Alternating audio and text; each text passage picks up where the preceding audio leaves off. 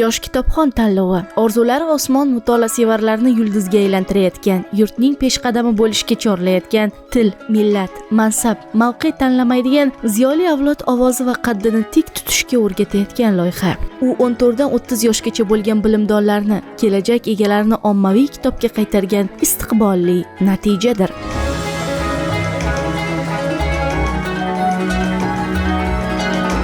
Davlatimiz rahbarining kitobxon millatni shakllantirish, 3-renessans bunyodkorlari bo'lmish kelajak egalarini mutolaaga oshno qilish borasidagi tashabbuslari bo'y ko'rsatmoqda. Bugun ziyo mash'alasini baland tutib, javondagi javohirlarga do'st tutingan 3 millionga yaqin yosh avlod vakillari yosh kitobxon tanlovi atrofida birlashayotgani so'zimiz isbotidir. Xabar berib borayotganimizdek, ushbu bilimdonlar bahsi kitobxonlik madaniyatini yanada oshirish borasida muhim ahamiyat kasb etib bormoqda. Joriy yilda ham ijodiy guruhimiz bilan Qoraqalpog'istondan boshlangan bilimdonlar bahsi mobaynida uning natijasini ko'rib guvohi bo'lib boryapmiz. Bu gal esa yana bir katta hududning ma'naviyat sarchashmalari bilan do'st tutingan bilimdonlari bilan sizlarni ham tanishtirishga kirishdik.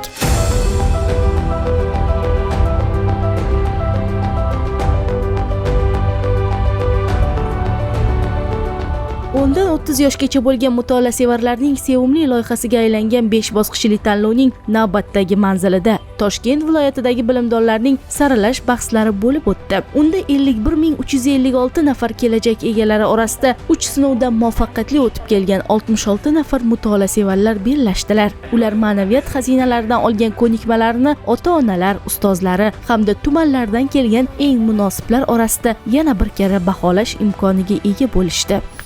Tanlovga qatnashishdan oldin kitobxonlik olamiga bu qadar kirmagandim. Bu tanlovga qatnashish jarayonida juda ham ko'p do'stlar orttirdim, dunyoqarashim ham kengaydi va kitobxonlik olami haqida yana ham kattaroq tushunchaga ega bo'ldim. Qatnashchilar viloyat bosqichida 2 shart, badiiy asar bilimdoni va tezkor savol-javoblardan o'tishdi. Toshkent viloyati bosqichini eng kichik yoshdagilar, ya'ni 10-14 yosh toifasidagi kitobxonlar boshlab berishdi. Ular hududdagi 21684 nafar o'quvchilar orasida munosib deb topilganlaridir. Ilk shartda birinchi marotaba o'z mahoratini namoyon qilayotgan ko'plab ishtirokchilar, biroz hayajonlanishi tabiiy. To'lqin Hayitning Amir Temur haqida hikoyalar kitobi qaysi hikoyasida yozilishicha, Amir Temurga o'g'il tutingan elchi Hernan Sanchez haqida ma'lumot berilgan. Amir Temurning chet ellik o'g'li. To'g'ri. Menga birinchi shartda Shahzoda va Gado asari tushdi. Bu asarda o'sha bola boy bo'lsa ham, kambag'al bo'lsa ham, agar bilimi bo'lsa, har qanday sharoitda o'zini olib chiqib keta oladi va katta bo'lganda ko'plab marralarga erishadi. Bu tanlovda qatnashishimni sababi o'sha mashinani yutib olish emas, balki o'zimni kitobga mehrimni oshirishdir. Ko'proq harakat qilsa, odam hamma narsaga erishishi mumkin. Tanlovda ishtirok etib g'olib bo'lish juda oson. Buning uchun har bir qatnashchidan faqatgina ro'yxatda berilgan kitoblarni diqqat bilan o'qishlari hamda o'qishlari talab etiladi xolos. Barcha kitoblarni mutolaa qilganlargina ko'zlagan natijasiga albatta erishadi. Ishtirokchilar faqatgina omadga ishonib o'qigan asarlarimdan savollar tushadi deb o'ylashsa adashishadi. Ayni jarayonlarda o'qilmagan hatto bitta asar ham katta ahamiyat kasb etadi. Menga birinchi shartda Amir Temur hikoyalari tushdi. Men Amir Temur hikoyalarini oxirigacha o'qimagan bo'lsam ham, Amir Temur haqida ko'plab ma'lumotlarga egaman. Birinchi shartda ball ola olmadim, lekin ikkinchi shartda ball olishga harakat qilaman. Sizga o'zi ko'proq birinchi shart yoqadimi, ikkinchi shart? Birinchi shart yoqadi, lekin menga o'qimagan kitobim tushib qolgani uchun ozroq xafaman. Ikkinchi shartda albatta 20 balldan ko'prog'ini olishga o'zimga o'zim maqsad qo'ydim. 10-14 yoshdagilar orasida Yuqori Chirchiq tuman Chumchiqjar mahallasidan kelgan Jamila Azizova eng bilimdon deb topildi. Endilikda u bellashuvning final bosqichida ishtirok etadi.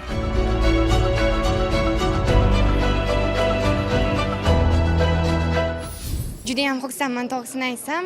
Umuman birinchi o'rinni olganim uchun emas, menga ishongan o'qituvchilarimni, ota-onamni, do'stlarimni ishonchini oqlay olganim uchun. Bundan oldingi yillarda ham men qatnashganman, lekin yutqizgandim.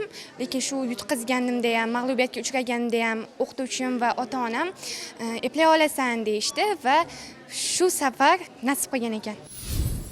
Menga o'sha ko'proq hayajonlanganim sababli birinchi o'rinni ola olmadim. Keyingi yil ham qatnashasizmi? Qatnashaman, albatta. Keyingi yil birinchi o'rinni olaman. Elektromobilni keyingi yil Toshkent viloyatiga haydab kelsangiz, uni kimga sovg'a qilgan bo'lasiz? Oyijonga. Birinchi o'ringa nima yetishmadi deb o'ylaysiz?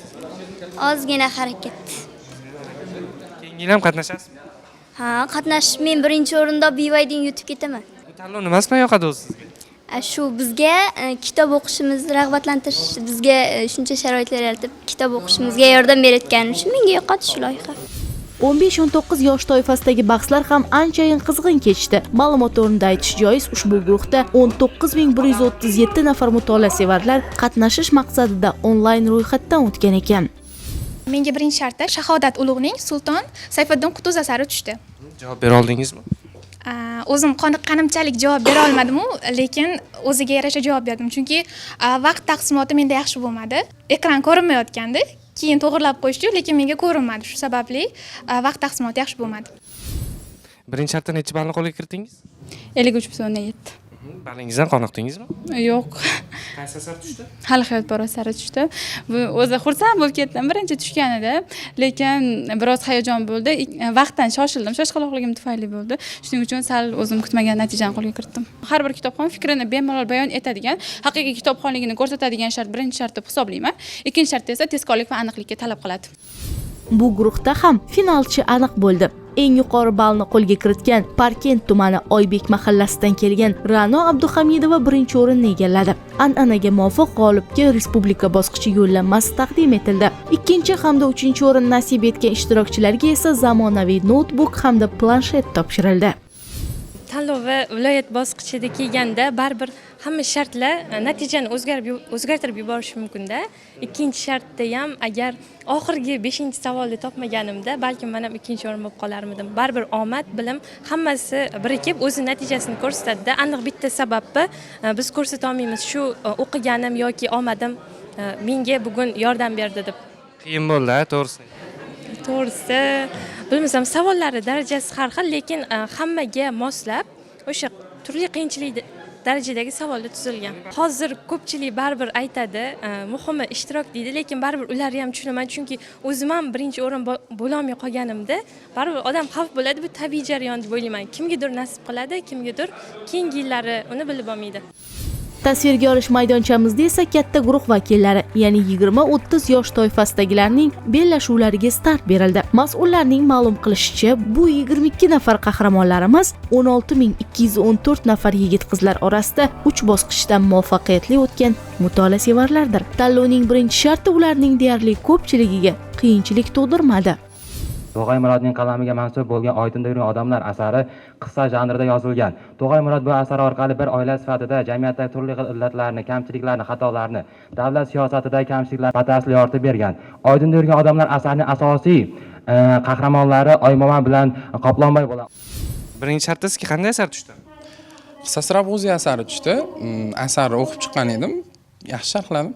Necha ballni qo'lga kiritdingiz? Hozir 75 ball. Ushbu tanlov haqida nima deya olasiz? Tanlov kitob o'qimagan odamni o'qishga majbur qiladi, o'qigan odamni o'ylashga majbur qiladi, o'ylagan odam o'z ustida ishlashga majbur qiladi. Hozir birinchi shartdan chiqdik va birinchi shart bo'yicha 73.5 ballni qo'lga kiritdim. Nima asar tushdi birinchi shartda sizga? Avlodlar dovoni, Pirimqul Qodirov qalamiga mansub Avlodlar dovoni romani. Mazmun mohiyati Boburning avlodlari Humoyun va Akbarni keyingi davrdagi hayoti, Hindistondagi hayot tasvirlangan va bunda og'a-inilarni bir-biriga har doim mehr bilan munosabatda bo'lishi, oqibatli bo'lishi juda ham katta noyob bir gavhar ekanligi aytilgan. 20-30 yosh toifasidagilar orasida ham g'olib aniq bo'ldi. Sarhisob natijalariga ko'ra, Olmaliq shahar Koinot mahallasidan qatnashgan Ozoda Yunusova birinchi o'rinni qo'lga kiritdi. Bu ishtirokchi ham uzoq yillardan buyon ushbu tanlovda o'z omadini sinab kelayotgan jamiyat bekalaridan biridir. Bu tanlovga 3 yildan beri qatnashib kelyapman. Mana shu yili 3-yil. Mana shu yil respublika bosqichiga chiqish nasib qilgan ekan. Juda ham xursandman hozir. Ko'proq qaynonam yordam beradi. Kitob o'qishim uchun ham hamma sharoitlarni yaratib beradi. Shuning uchun agar elektromobil yutsam, Xudo xohlasa, uni qaynonamga beraman. Ro'yxatda berilgan kitoblarning barchasini mutolaa qilgan ishtirokchi bebaho xazinaga ega bo'ladi deya baralla aytish mumkin. Boisi badiiy adabiyotning noyob tanlanmalaridan olingan bilim ularning hayot yo'llarini yoritib turishi. Shubhasiz, zero kitobdan boshqa hech bir manba inson kamolotini yuksaltira olmaydi. Biz respublika bosqichi yo'llanmasini qo'lga kiritgan har bir ishtirokchiga omad tilagan holda kelgusi dasturlarimizda ijodiy jamoamizning navbatdagi manzili poytaxt Ta'zim Toshkent shahridagi mutolaasevarlar bellashuvi haqida hikoya